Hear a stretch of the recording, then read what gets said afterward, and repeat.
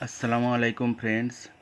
आज के इस वीडियो में हम लोग जानेंगे कि टो कैप डार्बी शू का डिज़ाइन मीन फॉर्म से कैसे बनाया जाता है। तो चलिए शुरू करते हैं। सबसे पहले एक पैटर्न शीट को रेक्टेंगल शेप में काट लीजिए, जिसका मेज़रमेंट है 14.5 इंच बाई 6.5 इंच। ये साइज 8 लास्ट के लिए ऐसा एक मेज़रमेंट का मैं काटिंग कर रहा हूँ, ताकि पूरा जो डिज़ाइन है इसमें आ जाए।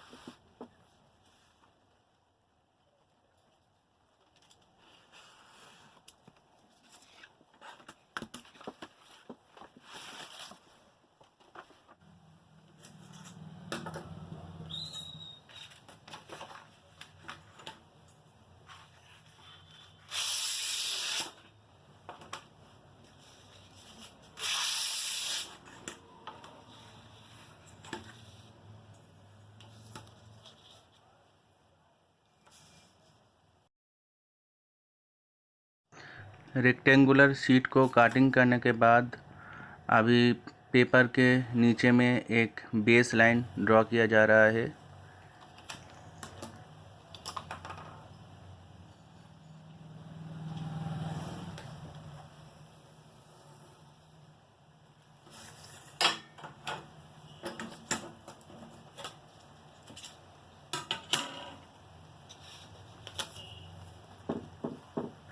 अभी बेस लाइन के राइट साइड के ऊपर एक परपेंडिकुलर लाइन ड्रॉ किया जा रहा है।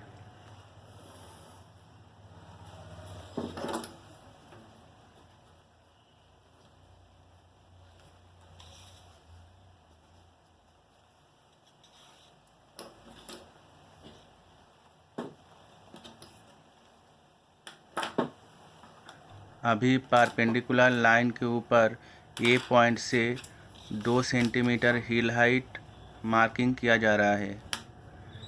ये हाइट आप जिस लास्ट के ऊपर डिज़ाइन बनाना चाहते हैं उसके ऊपर डिपेंडेबल है। अगर उसमें 2 सेंटीमीटर हील हाइट है तो उस यहाँ पे 2 सेंटीमीटर मार्क करना है। अगर उससे ज़्यादा या कम होगा तो उस हिसाब से यहाँ पे मार्किंग किया जाएगा।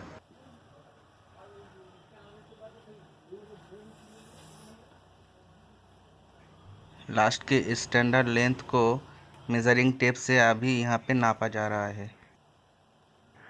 साइज 8 का ये वुडन लास्ट का स्टैंडर्ड लेंथ है 280 mm।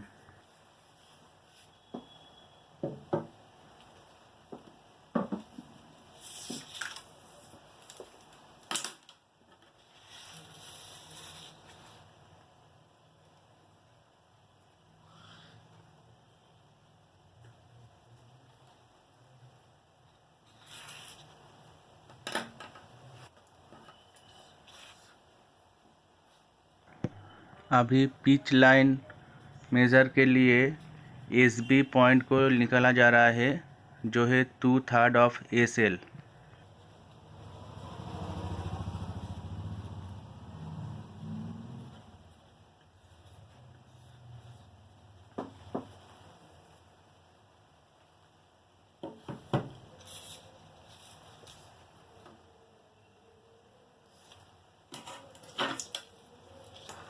अभी एस पॉइंट से बेस लाइन के ऊपर एसबी पिच लाइन का जो लेंथ मेज़रमेंट हुआ है यहाँ पे 186.6 मिलीमीटर, वो मेज़र करके यहाँ पे एक लाइन यानी कि पिच लाइन ड्रॉ किया जा रहा है।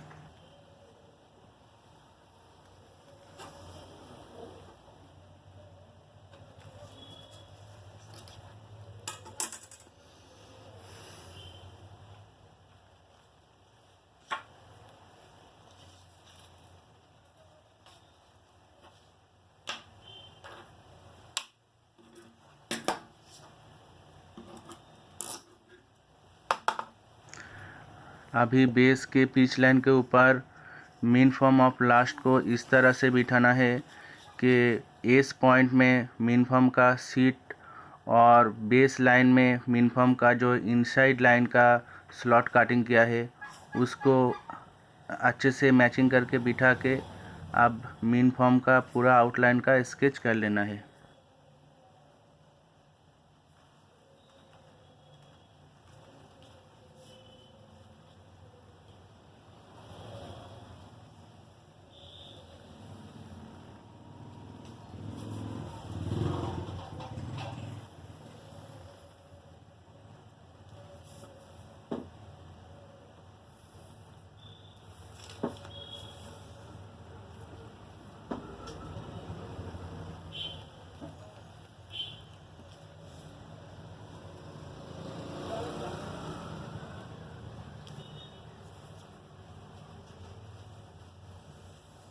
मीन फॉर्म में जो विंडो कटिंग किया था उसमें भी इनसाइड फेदर एज का लाइन यहाँ पे मार्क कर लेना है।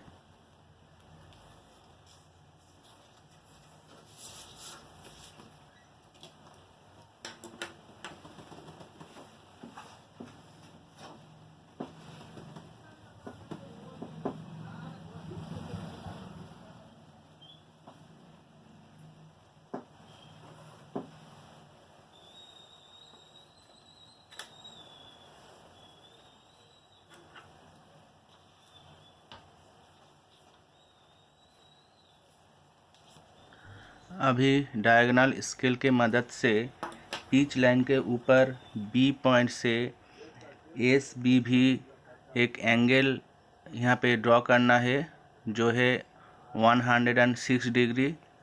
ये बॉल एंगल ड्रॉ किया जा रहा है। ये जो बॉल एंगल है ये आपका हील हाइट के साथ चेंज होता है। अगर ये 3 सेंटीमीटर यहाँ पे मेरा हील हाइट रहता तो यहाँ पे बॉल एंगल मेरा होता 104 डिग्री।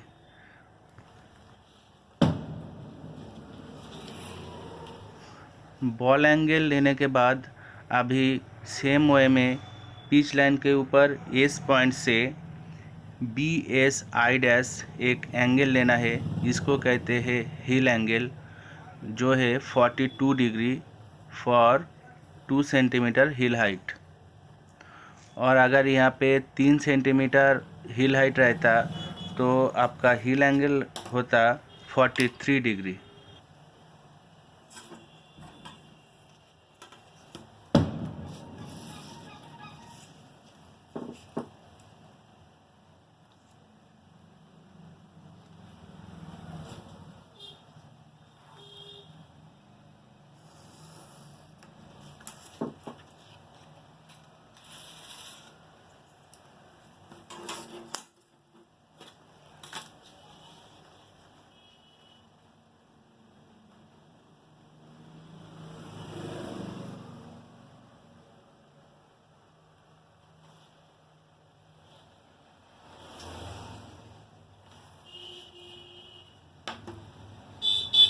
यहाँ पे बॉल एंगल से पॉइंट भी यानी कि भैम पॉइंट निकल गया और फेदर एज में इनसाइड को बी पॉइंट और आउटसाइड फेदर एज को बी डैश पॉइंट से यहाँ पे डिनोट किया गया है।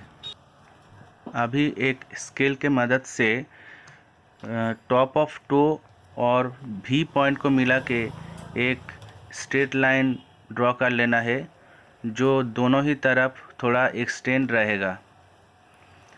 टो के तरफ जो एक्सटेंड होगा वो आपका फेदर एज से लास्टिंग मार्जिन लेने के लिए अपर में या फिर लाइनिंग में काम आएगा।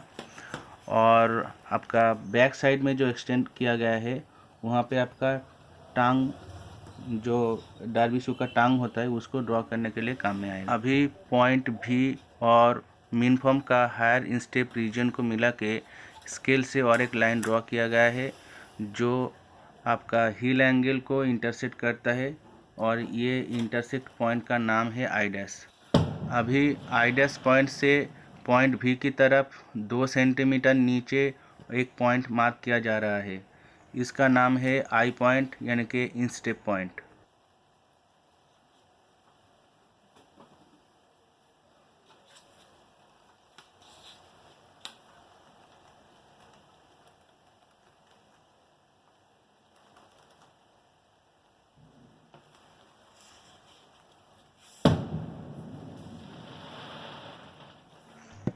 अभी बॉल एंगल के ऊपर डार्बी पॉइंट यानी कि डी पॉइंट मार्किंग किया जा रहा है, जो है भी half of V B dash plus 5 mm।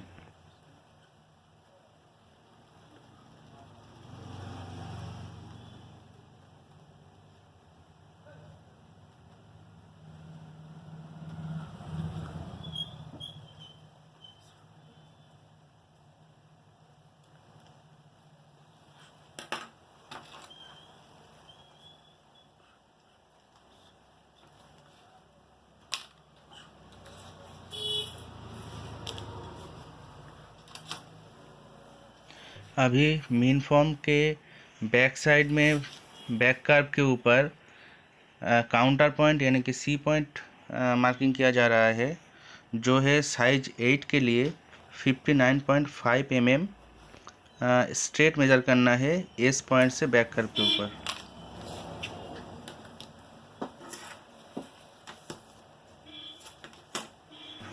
अभी स्केल के मदद से पॉइंट डी और पॉइंट सी को स्ट्रेट लाइन में जॉइन कर लेना है।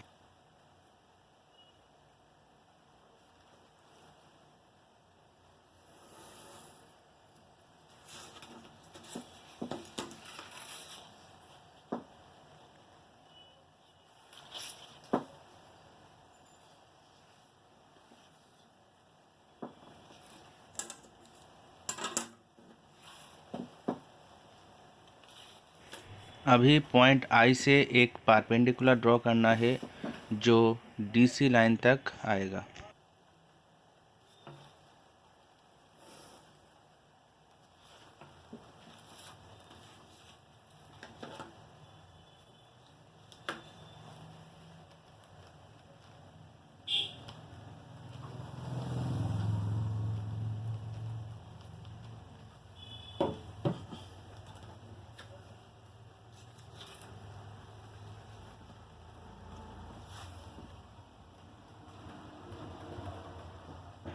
अभी पिच लाइन बी एस के ऊपर वेस्ट पॉइंट को निकलना है, जो है 1/3 ऑफ बी एस। अब डीसी लाइन के ऊपर से एक परपेंडिकुलर ड्रॉ करना है जो डब्ल्यू पॉइंट में मीट करेगा।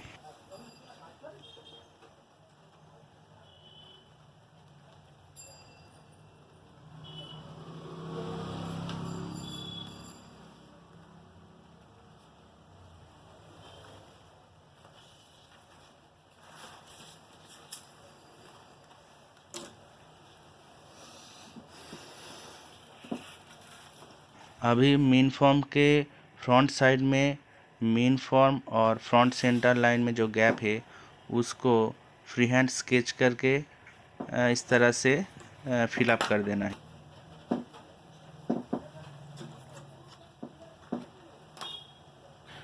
अभी लास्ट के फेदर एज से शू अपर के लिए लास्टिंग मार्जिन का मेज़रमेंट लिया जा रहा है, जो है आपका एकदम टो में 14 mm और डब्लू पॉइंट में बी पॉइंट में 17 mm, डब्लू पॉइंट में 20 mm और एस पॉइंट में 19 mm।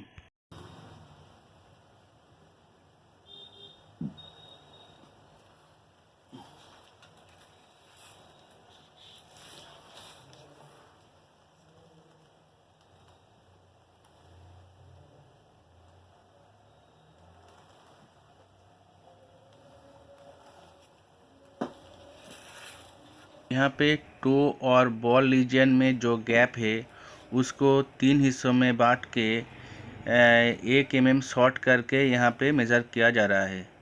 यानी कि बी पॉइंट में 17 mm था, तो अभी जो पॉइंट लिया गया है वो 16 mm, अब लिया जा रहा है 15 mm और टो में है 14 mm। इस तरह से ये जो लास्टिंग मार्जिन है ये ग्रेजुअली रिड्यूस होके कंप्लीट होगा।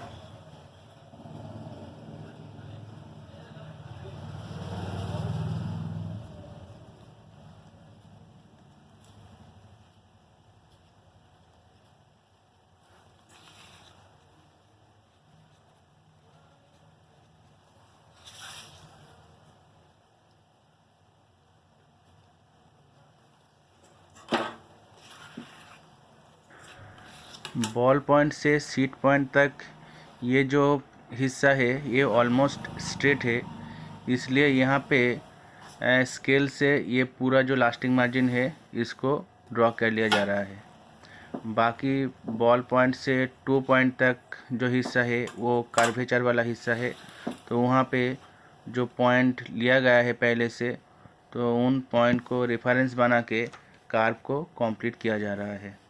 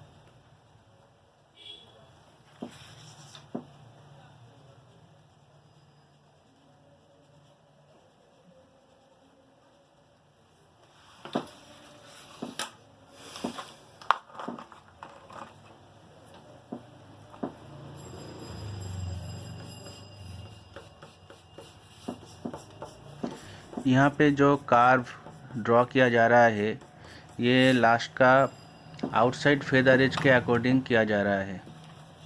इसके बाद जो मिनफॉर्म का इनसाइड विंडो का जो मार्किंग लिया गया था उसका अकॉर्डिंग भी यहाँ पे और एक सिमिलर कार्व ड्रॉ किया जाएगा। अभी मिनफॉर्म के इनसाइड फेदर एज के पैरेलल या फिर उसके अकॉर्डिंग जो लास्टिंग मार्जिन अपर में लिया जाएगा, कुछ इस तरह से उसको इम्प्रेशन को यहाँ पे लिया जा रहा है और बाकी को फ्री हैंड स्केच करके इस कार्व को कंप्लीट किया जा रहा है।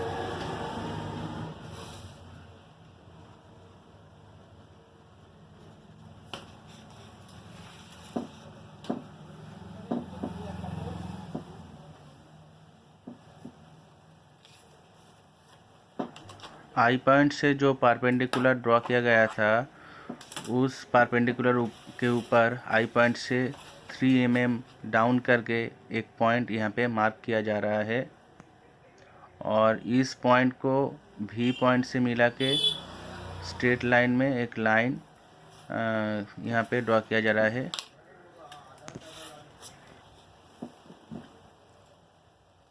अभी डार्बी शू का क्वार्टर का फेसिंग इसी लाइन से यहाँ पे ड्रॉ किया जाएगा।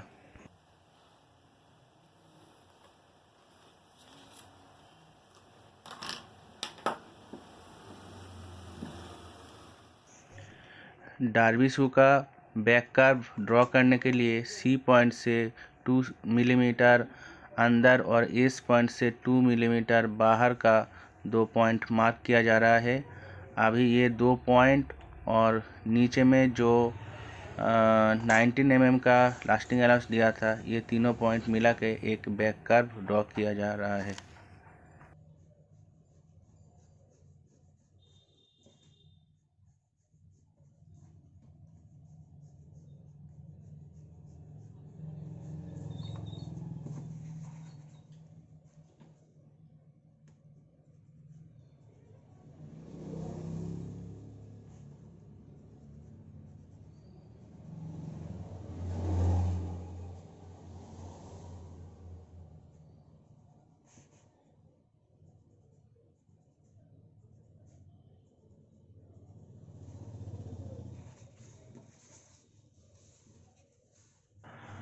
अभी डार्बी शू का क्वार्टर का फेसिंग एरिया में इंस्टेप पॉइंट के इलाके में फ्री हैंड में फेसिंग को ड्रॉ किया जा रहा है।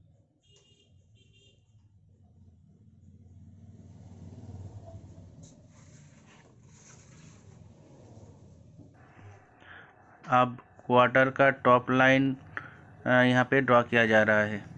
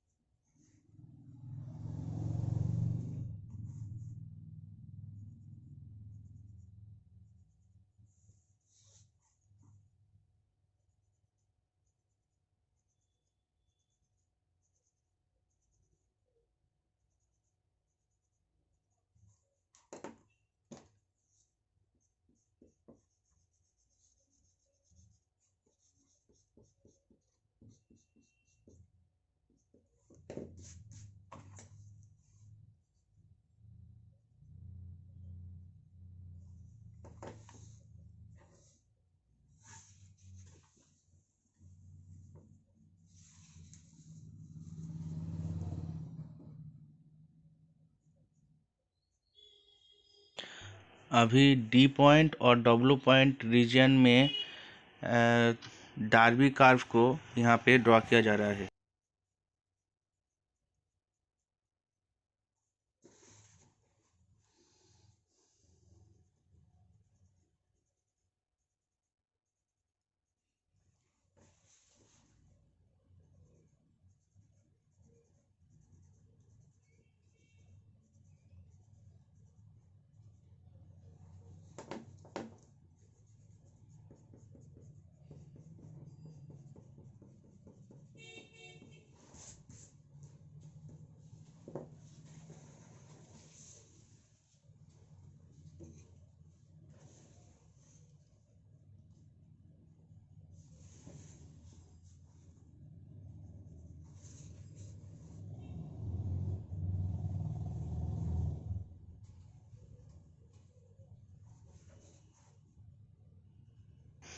अभी डार्बी शू का क्वार्टर का वैम्प रीजन में फेसिंग का कार्व को यहाँ पे ड्रॉ किया जा रहा है।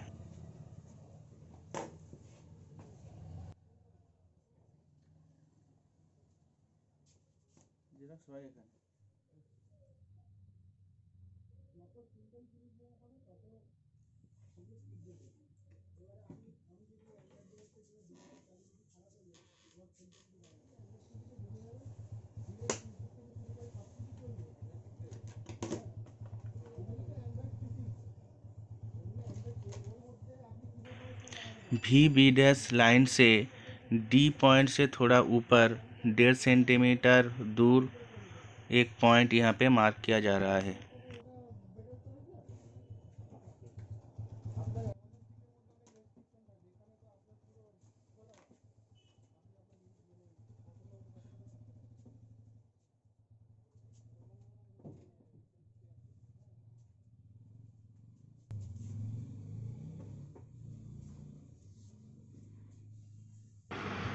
डार्बी शू का टांग का लेंथ है VI+13 mm। अभी स्केल से VI रीजन को मेज़र किया जा रहा है। जो वैल्यू निकलेगा उसको 13 से ऐड करके जो टोटल वैल्यू आएगा वो आपका टांग का लेंथ होगा। अब टांग की लेंथ को वी पॉइंट से यहाँ पे मार्क किया जा रहा है।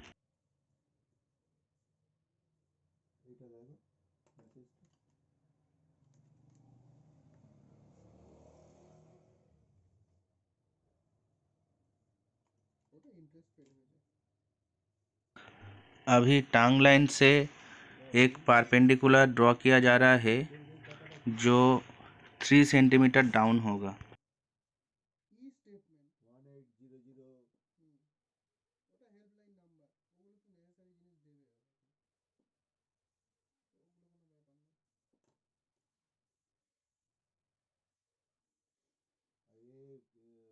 একটা টাকা তো কেটেছে, 3,200 টাকা।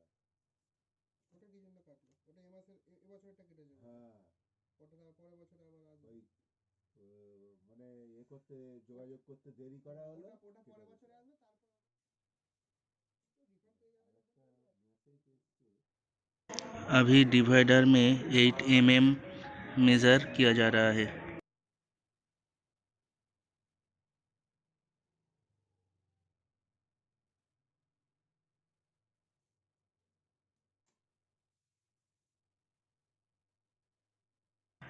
अभी डार्बी क्वार्टर कर्व के पैरेलल 8 mm दूर से और एक लाइन यहाँ पे लिया जा रहा है। ये लाइन भैम्प, ये जो कर्व है ये भैम्प का कर्व है। फोनটা নিয়ে যাবে? এখন নিজে কি করবো?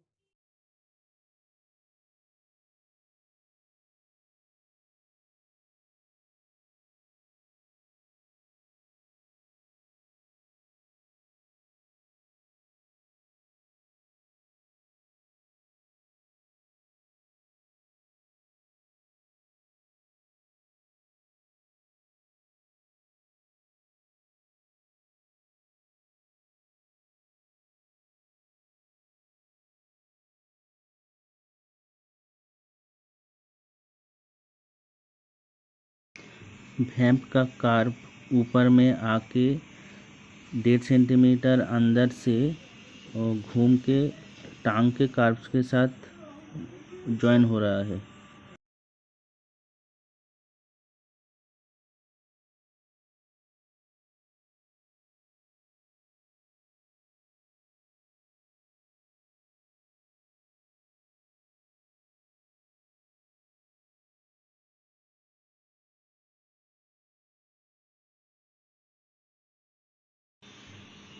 अभी टांग के दोनों साइड का जो कॉर्नर है उसको थोड़ा सा राउंड शेप दिया जा रहा है।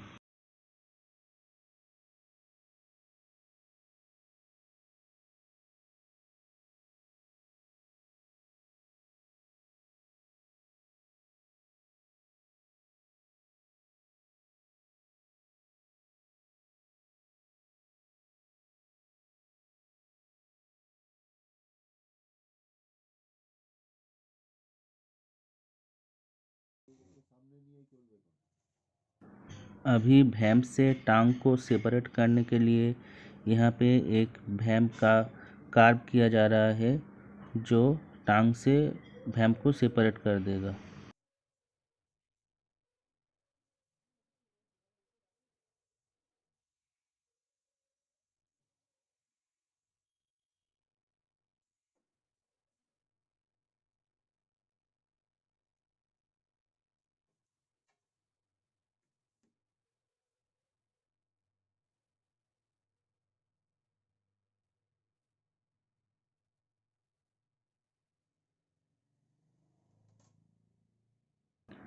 अभी डिवाइडर में 5 mm लेके डिज़ाइन में क्वार्टर लाइनिंग का कार्व किया जा रहा है।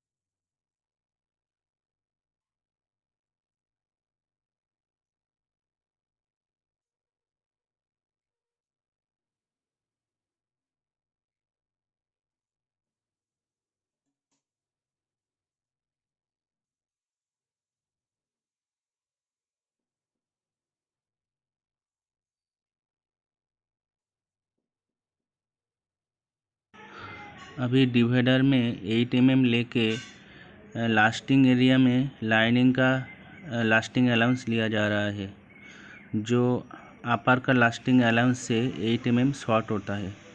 इसलिए यहाँ पे अपर का लास्टिंग अलाउंस का जो लाइन है उसका पैरेलल यहाँ पे 8 mm लिया जा रहा है।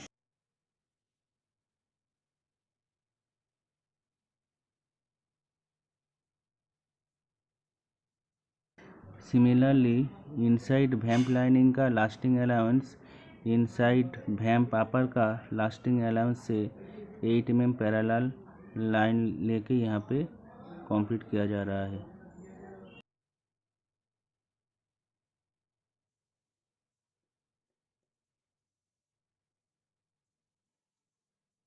डिज़ाइन के बैक साइड का बॉटम में ये सरफेस ऑलमोस्ट फ्लैट है, इसलिए यहाँ पे 8 mm जो लाइनिंग का अलाउंस है वो स्केल की मदद से स्ट्रेट लिया जा रहा है।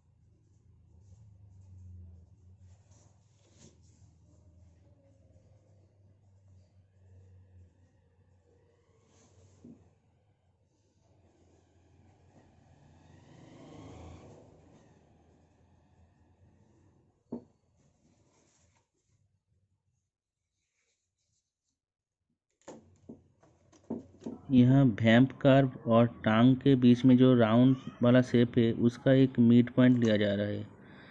मतलब राउंड शेप का जो सेंटर है उसको लिया जा रहा है। और यहाँ डी से 3 mm ऊपर भी बीडस लाइन के ऊपर एक पॉइंट लिया जा रहा है। अब ये दो पॉइंट को मिला के एक स्ट्रेट लाइन यहाँ पे ड्रॉ किया जाएगा।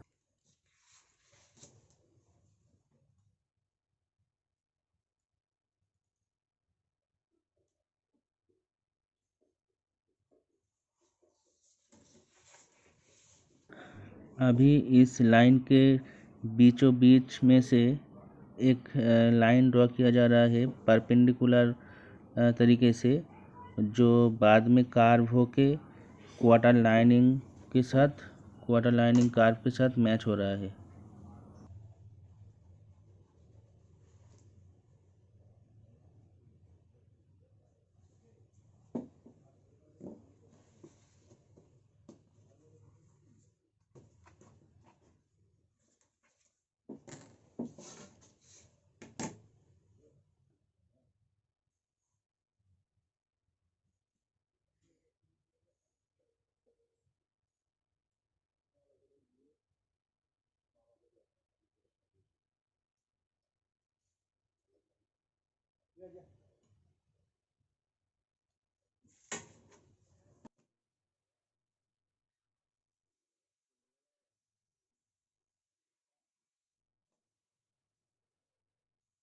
अभी डिवाइडर में 5 mm लेके वैम टांग जॉइनिंग में टांग का अंडरले अलाउंस दिया जा रहा है।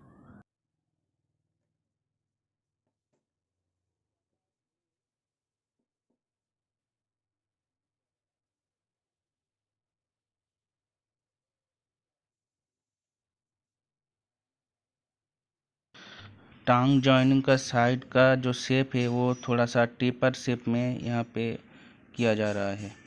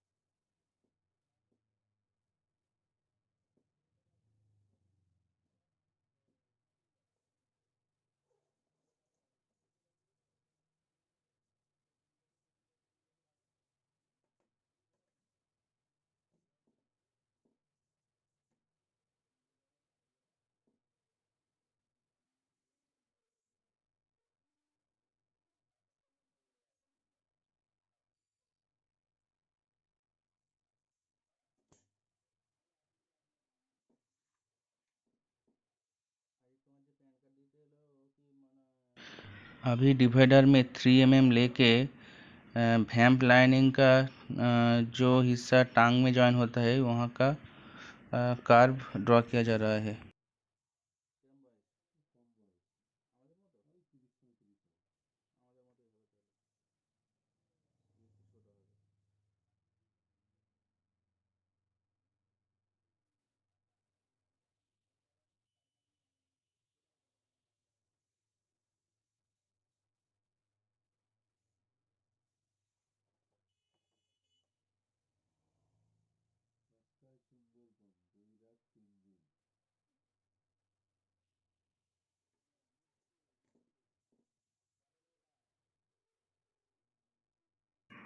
अभी वैम्प लाइनिंग का कर्व यहाँ पे ड्रॉ किया जा रहा है जो वैम्प लाइन से 2 mm शॉर्ट है।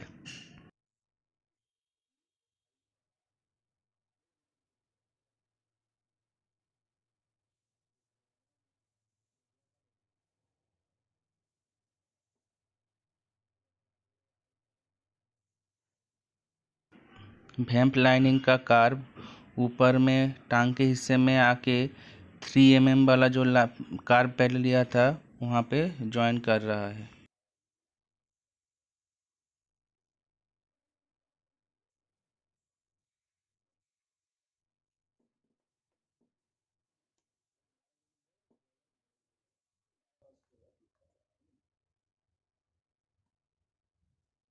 अभी फेसिंग में आइलेट का मार्किंग करने के लिए यहाँ पे स्केल से फेसिंग का टॉप से 11 mm डाउन करके 2 पॉइंट लिया जा रहा है दोनों साइड में।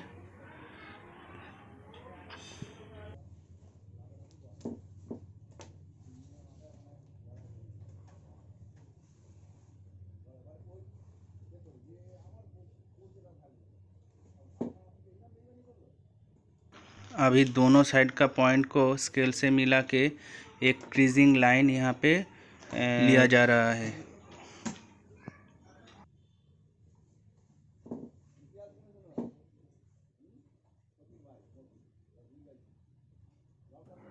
अभी डिवाइडर में 11 mm लेके फेसिंग का दोनों साइड का एंड से 11 mm करके 2 आइलेट का पॉइंट लिया जा रहा है उसी क्रीजिंग लाइन के ऊपर।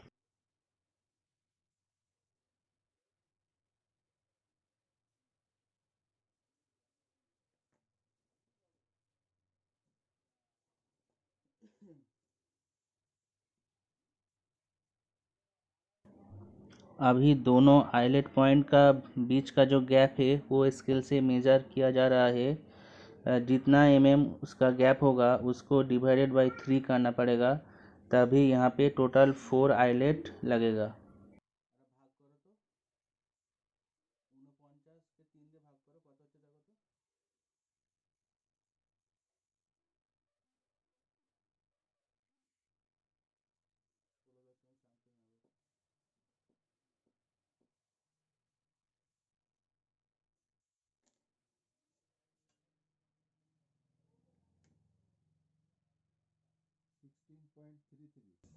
ঠিক আছে।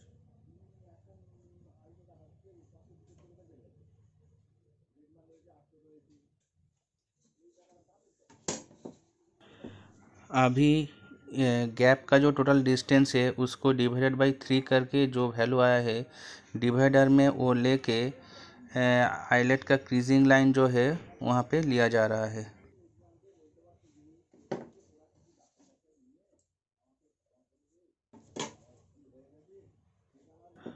अभी आइलेट पॉइंट्स को हाईलाइट किया जा रहा है।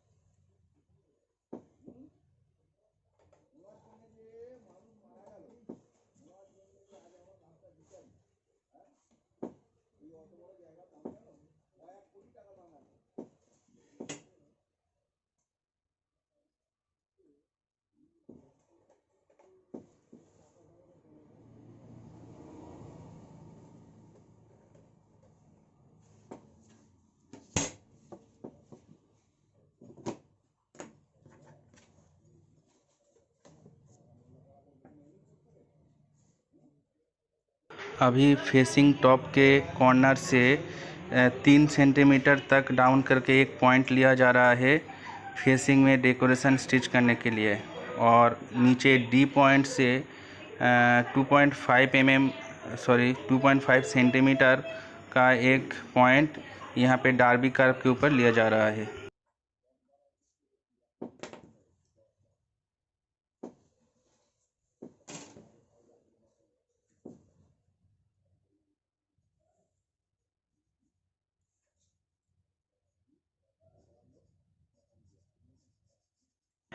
अभी दोनों पॉइंट को मिला के फेसिंग में एक डेकोरेशन स्टिच का कार्व यहाँ पे ड्रॉ किया जा रहा है।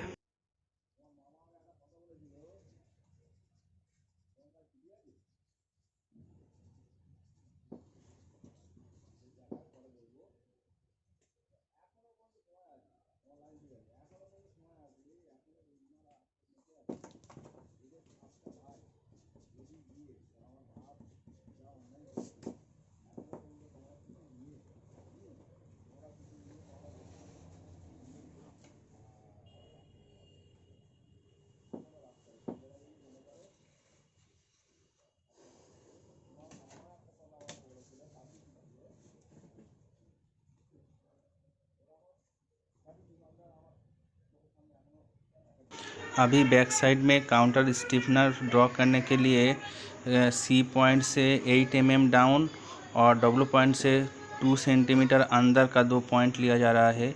ये 2 पॉइंट मिला के काउंटर स्टिफनर का कार्व यहाँ पे ड्रॉ किया जा रहा है।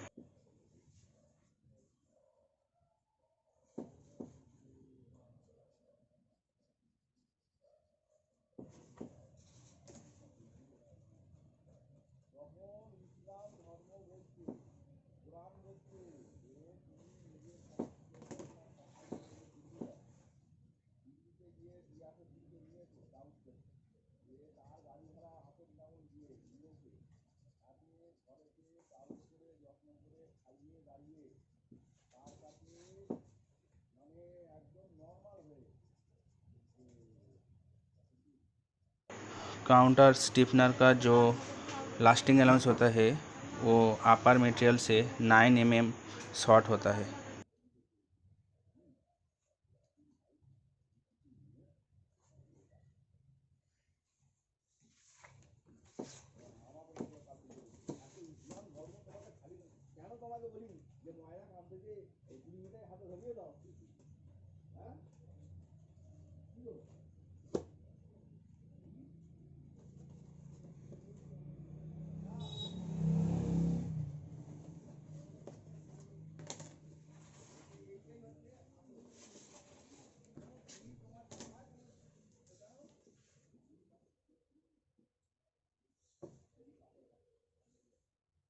काउंटर स्टिफनर का बैक साइड में जो फोल्डिंग का लाइन है वो यहाँ पे लिया जा रहा है। बैक कर्व के ऊपर में एंड नीचे में जो 2 पॉइंट लिया था उस 2 पॉइंट को मिला के यहाँ पे बैक साइड का फोल्डिंग लाइन काउंटर स्टिफनर का लिया जा रहा है।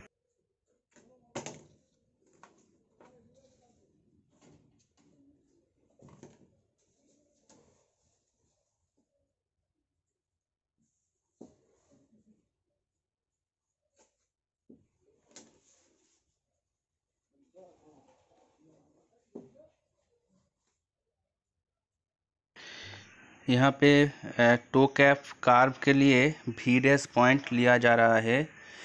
तो वी डैश जो डिस्टेंस है वो है 1/3 of VT minus 8 mm।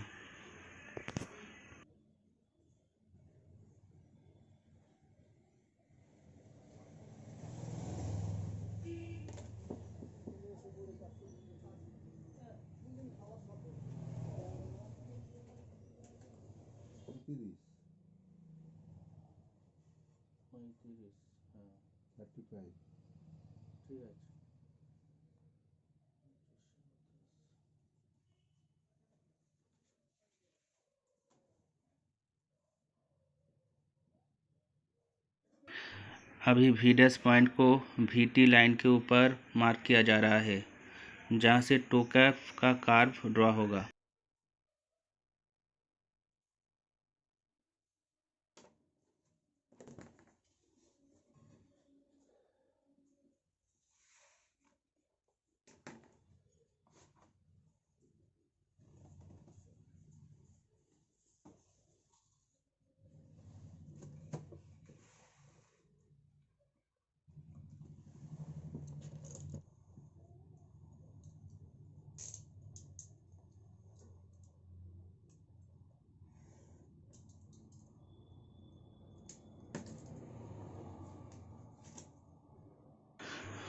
To cap का कर्व ड्रॉ करने से पहले पेपर को काटिंग मैट से अच्छी तरह से होल्ड करके रखना है।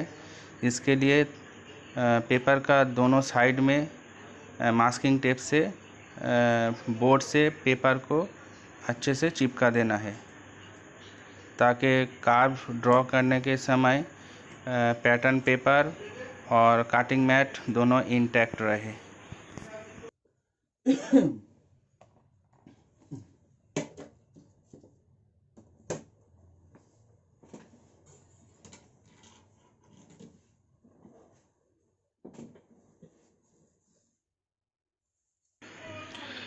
टो कैप का कर्व का जो रेडियस है वो 25 mm से 30 mm तक उसका बीच में रहता है। VT लाइन के ऊपर जो V डैश पॉइंट है वहाँ से वो लाइन को एक्सटेंड किया गया है 1 फीट, यहाँ पे 30 cm लेके एक मार्क किया गया है। अभी इस मार्क को रेडियस का पॉइंट बना के कर्व यहाँ पे ड्रॉ किया जाएगा।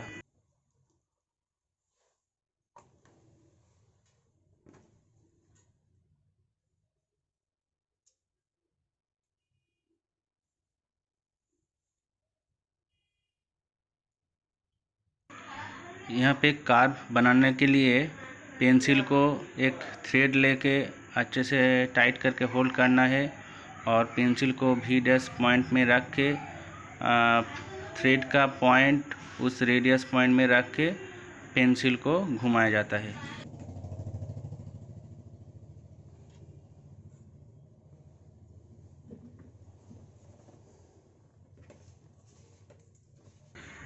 कर्व अच्छे से ड्रॉ करने के बाद अभी मास्किंग टेप उठाया जा रहा है ताकि काटिंग मैट से पेपर को सेपरेट किया जा सके।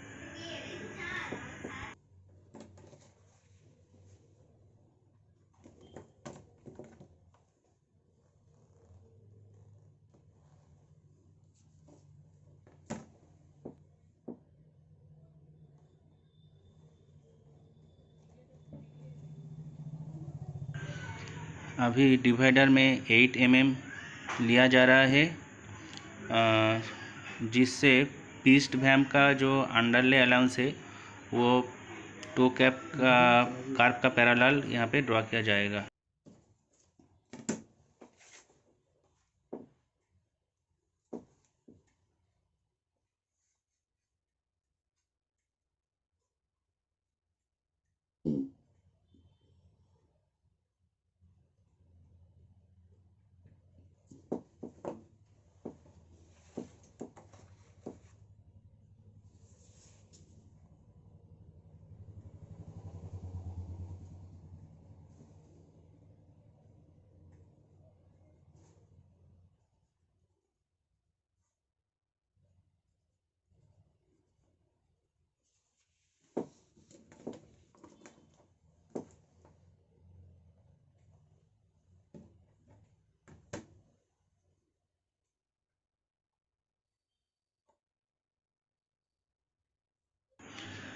अभी डिवाइडर में 4 mm लेके टो कैप का कर्व और पिस्ट वैम का कर्व का बीचों बीच में एक कर्व ड्रॉ किया जा रहा है जो है आपका टो पफ का कर्व।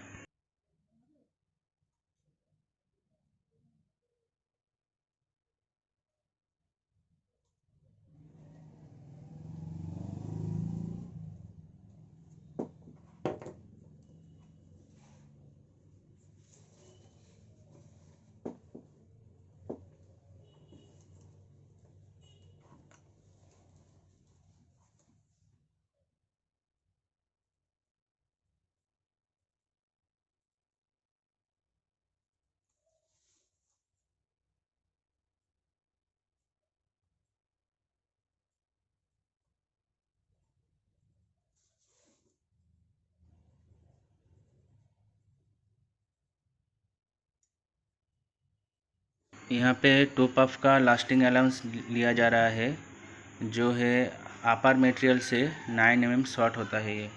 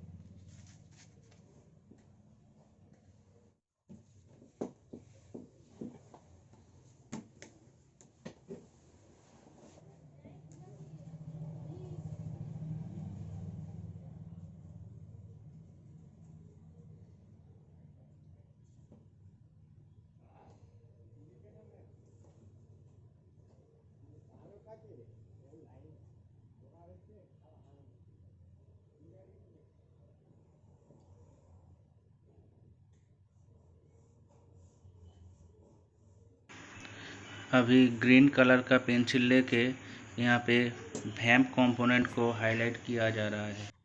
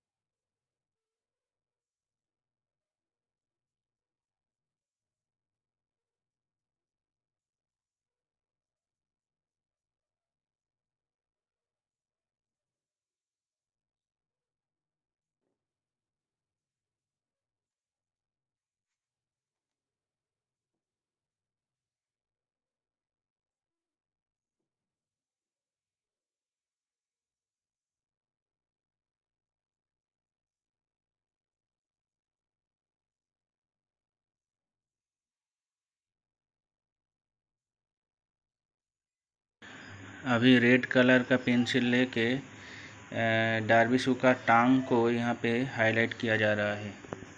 टांग का जो पैटर्न का लाइन है।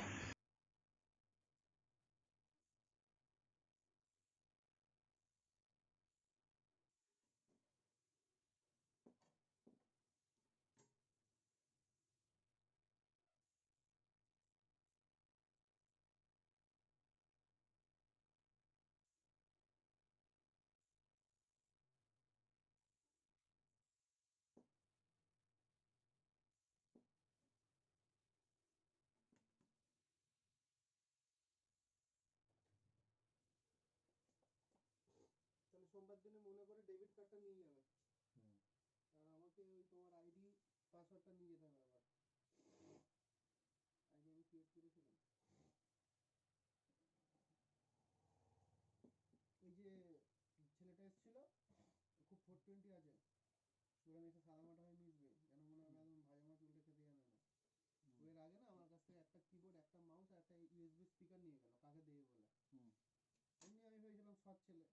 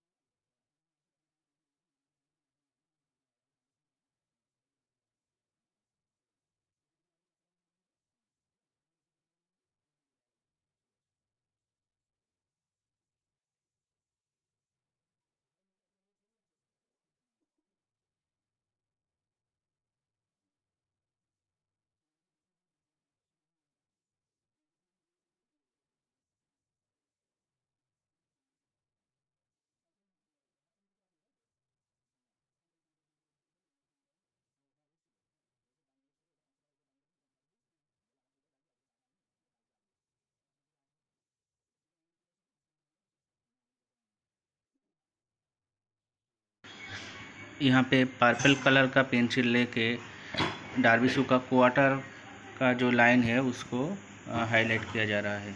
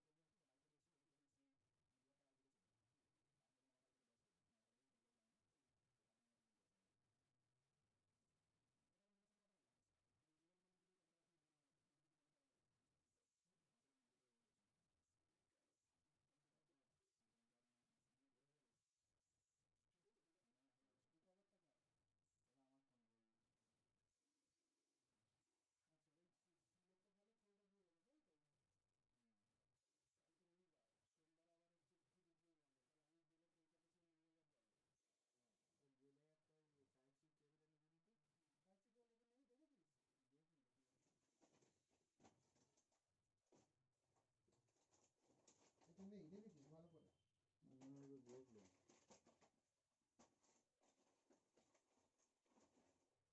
দেখলাম। আমাদের এটা কি টাইপ?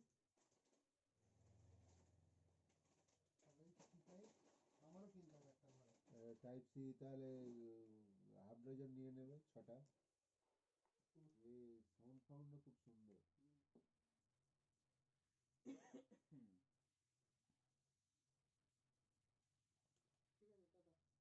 এখানে বসে আছে। अभी स्काई कलर का पेंसिल लेके डेकोरेशन स्टिच को मार्क किया जा रहा है। কিছু দেখতে পাইনি, এদিকে গলিতে ঢুকলাম, কিছু দেখতে পাইনি। কখন আওয়াজ হয়েছে? ঘন্টাখানেক যাবে। বিড়াল ফিড়াল ঢুকতে পারে। তখন ওই ফিল আপ করছিলাম ওই সিএসসি, সঙ্গে সঙ্গে বেরিয়েছি আমি। পিন যেরম দেওয়া ছিল সেরমই তো আছে। আমি তো আবার একবার এসে ওই পাশে একটু গ্যাপ মতো ছিল বলে কুকুর বোধহয় ঢুকবে, তা মিটগুলো এরম করে আবার দিয়ে ভর্তি করে দেবে। ওটা কি টিনের আওয়াজ হয়েছে? না, তাহলে মনে হচ্ছে फिर से ग्रीन कलर का पेंसिल लेके टो कैप का कार्व को यहाँ पे हाईलाइट किया जा रहा है। ঢুকতে পারবে না। আরে ওটার জন্য ভয় লাগে না। মানে এখন শীতকাল, কুকুর বিড়াল চাইছে একটু ভিতরে ঢুকে। গাঁথনিটা কবে করবে? কালকে করবে হয়তো। গাঁথনিটা কবে করবে? ইটটা তো পয়সা করাতে হবে। ইট পরিষ্কার করতে হবে। তো করতে হবে যে নূরকে তো কালকে বললাম আমি। সে তো হাতে চোট করে ডিউটি করবে না ওই করবে। ঠিক আছে, তো ওই জন্য তো তোমাকে প্রথম থেকেই বলছিলাম ওর ভরসায় থেকো না। তুমি এমন এমন লোকের করে আটকে যাও না, তারা না হলে তোমার কাজ উদ্ধার হবে না। ওর ভরসা ছেড়ে দাও না, তুমি অন্য লোক লাগিয়ে দাও। তা সেটা তো অনেক লেট হয়ে গেল তার জন্য না।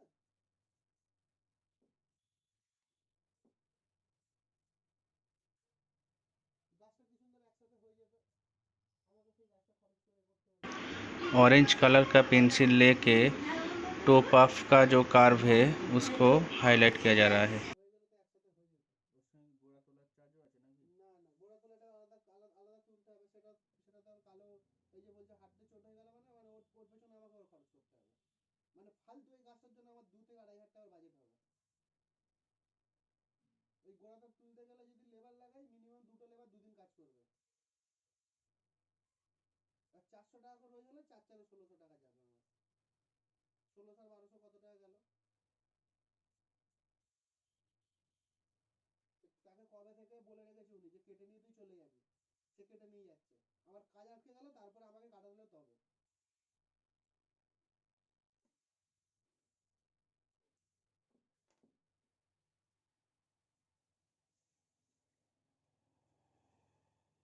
এই ইটগুলো একটু ছাড়িয়ে দিয়ে, আমার তো আজকে শরীরটাও খাওয়ালে বললো, নাহলে স্কিম করেছিলাম যে 7 উইকের মতো ইট ছাড়িয়ে দিলে সারাদিন ধরে করলে রেস্ট নিয়ে নিয়ে আরামের সাথে করে দেওয়া যাবে, ও গেঁথে দেবে কোনো।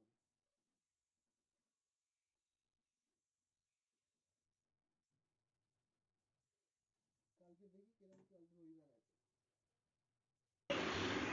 अभी काउंटर स्टिफनर का शेप को यहाँ पे ऑरेंज पेंसिल से हाईलाइट किया जा रहा है।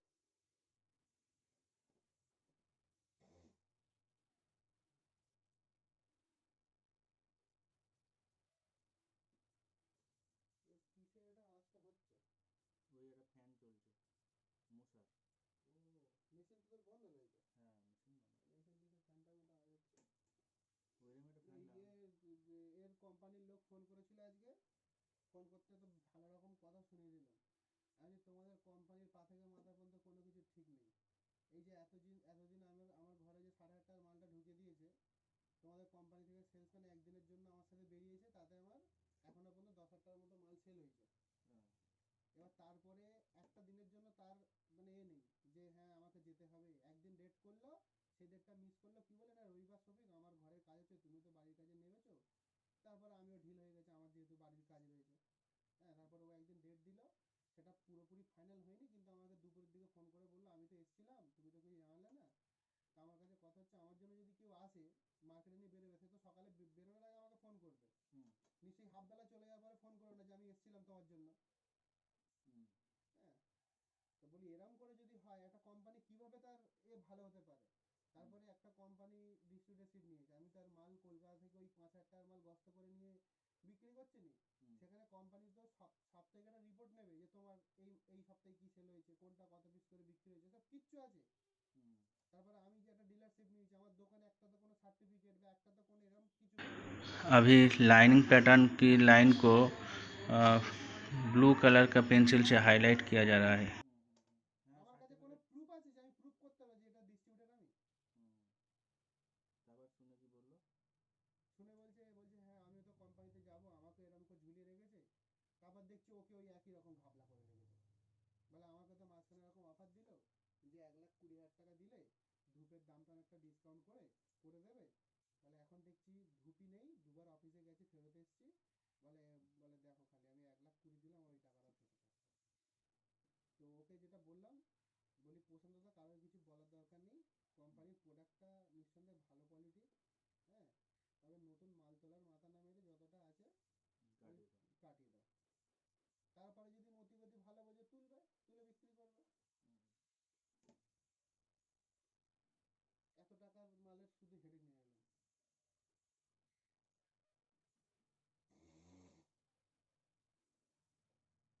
মাল কেটে যাবে, তো ক্লিয়ার মাল নিয়ে গেছিল। মাল কেটে যাবে, মাল কাটছে টুকটুক করে কেটে যাবে। 1 বছর হয়তো লাগবে কাটতে, কেটে যাবে। কিন্তু এইভাবে ব্যবসা হয় না। এই 6,500 টাকার মাল 2-3 মাসে क्वार्टर लाइनिंग का बैक साइड जो फोल्डिंग होता है उसका लाइन यहाँ पे लिया जा रहा है। जो कार्व है उसका टॉप एंड बॉटम कॉर्नर को मिला के ये लाइन खींचा जा रहा है।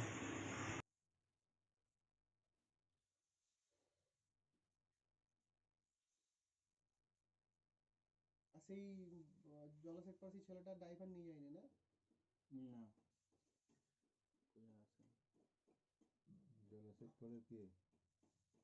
সেই যে আমার কাছে ওই প্যান কার্ডের দিয়েছে, তুমি চিনবে না। अभी वैम्प और क्वार्टर लाइनिंग पैटर्न की कार्व को यहाँ पे हाईलाइट किया जा रहा है। এবার ওই গাছের গোড়াটা তোলার জন্য সেই জলসা কথা শোনাবে। আমি শেষে এরকমই ভেবে রেখে দিয়েছি যে ওর জন্য আমি আর খরচ করবো না, ওর যেরকম আছে ওরা থাক। ওই বোনেট খুলে নিয়ে বেশ ঝালি দেবো। হুম তারপর যতটুকু মাথা উঁচু হয়ে থাকবে ওখানে কি সেপটিক ট্যাঙ্ক না কি করবে, হুম ওটা খোলার সময় যদি ওটা রাস্তায় পড়ে ওরা তুলবে। হুম তাতে ওই কিছু টাকা, যেরকম রাজুকে যেরকম অফার করলাম যে লোক পাঠা আমি টাকা দিয়ে দেবো, হুম কিছু টাকা দিতে হবে। এই দেয়ালটা ভাঙার জন্য যেরকম দুজন আসলো 800 টাকা নিল, 400 করে কমই নিয়েছে, আমি ভেবেছিলাম আরো চাইবে হয়তো। হুম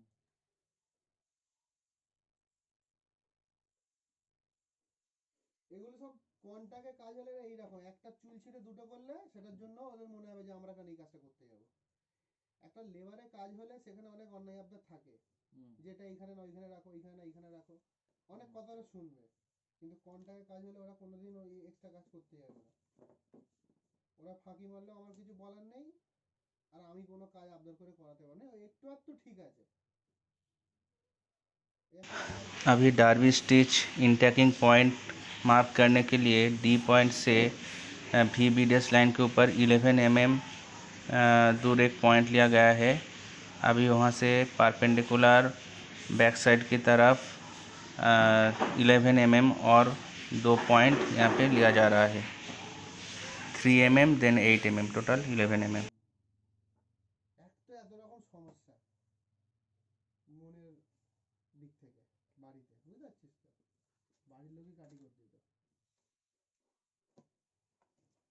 পারুক না পারুক কাঠিটা ভালো কাঠিটা করতে পারবে, শুধু আছে বলে। আর এই সবাইকে যে মাঝখানে একবার করে শুনিয়ে দিয়েছে না, রাজু अभी इंटेगिंग पॉइंट को हाईलाइट किया जा रहा है। লাগলে লাগুক, কোনো অসুবিধা নেই, কিন্তু সে সহ্য করতে পারবে তো। এটা সব কাকুদেরকে একবার শুনিয়ে দিয়েছি যে রাজু এই কথাটা বলে আমার কাছে হাতে নিয়ে যায়, সব সাইড হয়ে গেছে, বুঝেছিস তো। এই চ্যালেঞ্জিং ছেলে আছে না,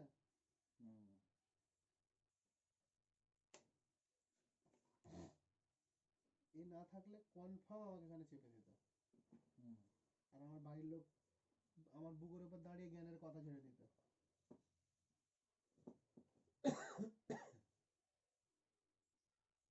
যা কাউকে এমনি হয়তো এই করছি, পেছনে কত রকমের আলোচনা হচ্ছে, সে তো হবেই, হ্যাঁ, যে ভালো কারোর দেখতে পারে না। দুনিয়াতে এরা ভোগ করে যাবে, আখেরাতের কোনো চিন্তা নেই, অনেক কিছু ধর্মীয় কথাবার্তা বলবে।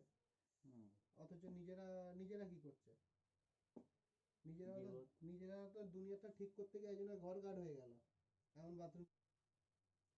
কিন্তু নিজে একজন অ্যাকসেপ্ট করলো তো নিজে জিনিসটা, যে আমার জায়গা শর্ট করছিল, ওটা না করা ছাড়া উপায় ছিল না, তার মানে ভুলবশত নয়।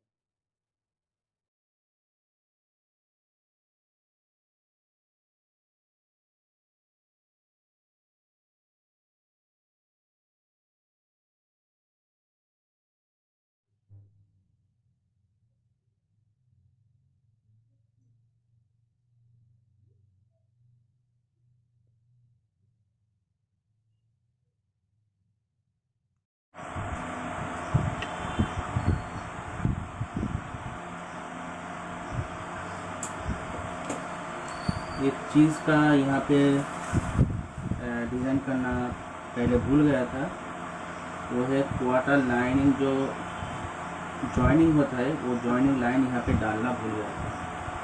एनीवेज, तो ये जो है ये आपका जो बैक कर्व ड्रॉ किया है, तो बैक कर्व का उस कॉर्नर से आपका जो BC लाइन है या फिर टॉप लाइन है, वहाँ पे आपका 4.5 एंड 4 सेंटीमीटर, ये दोनों पॉइंट में, ये दोनों जगह दोनों पॉइंट आप मार्क कर लीजिए। ऊपर में बैक कर्व का कॉर्नर से 4 सेंटीमीटर एंड 4.5 सेंटीमीटर, एंड नीचे जो आपका पिच लाइन है, पिच लाइन में आप यहाँ पे बैक कर्व से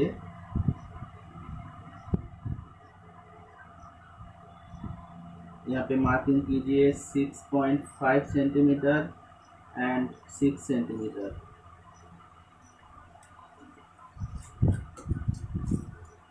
अभी ये 2 पॉइंट मिला के यहाँ पे लाइन ड्रॉ कर लीजिए।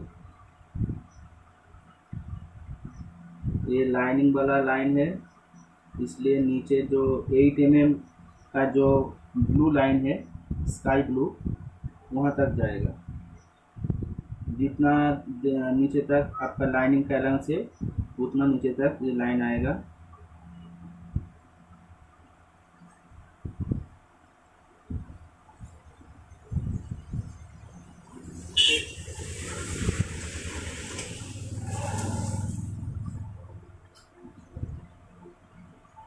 ये हो गया,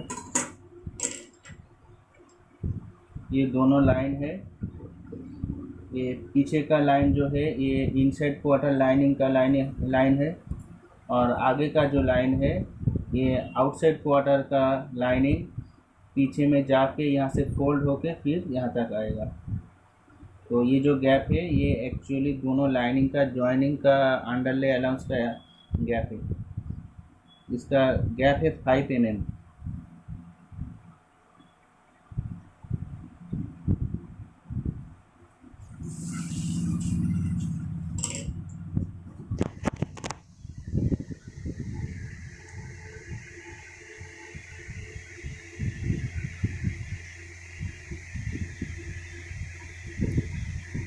तो ये आपका हो गया पूरा टो कैप डार्बी का बेस। Thanks for watching.